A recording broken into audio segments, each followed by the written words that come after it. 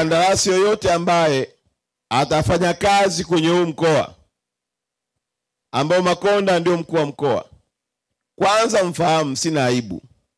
La pili, naheshimu makubaliano. Hapa tumeambiwa miaka 2.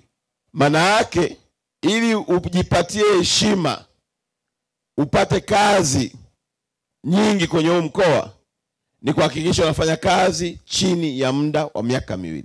Mkuu wa wilaya ameombea kazi hapa, na mimi ningependa vijana wapate kazi, lakini pia tujiheshimu hiyo kazi na tujitume.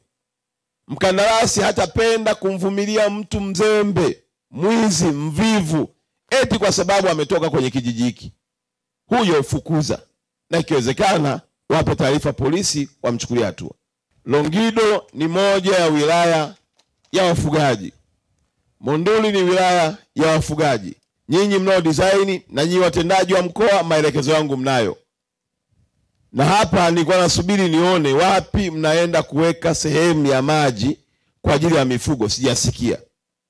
Sasa swali kwenu, huwa mnanisikiliza napoongea au huwa mnanisikiliza mnayaacha kwenye mkutano? Napoongea au huwa mnanisikiliza mnayaacha kwenye mkutano? Pate kabla sijafika Arusha mjini. Vinginevyo bado mikoa iko mingi. Kabla sijahama mtatangulia nyinyi.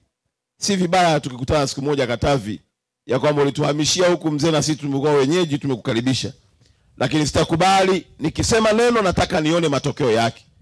Nitarejea kuona ya kwamba eneo la malisho, eneo la maji yapo, ili wafugaji waifurahie hii miradi ya maji, kwa sababu si tu kwa ajili ya binadamu, ni kwa ajili pia ya uchumi wao.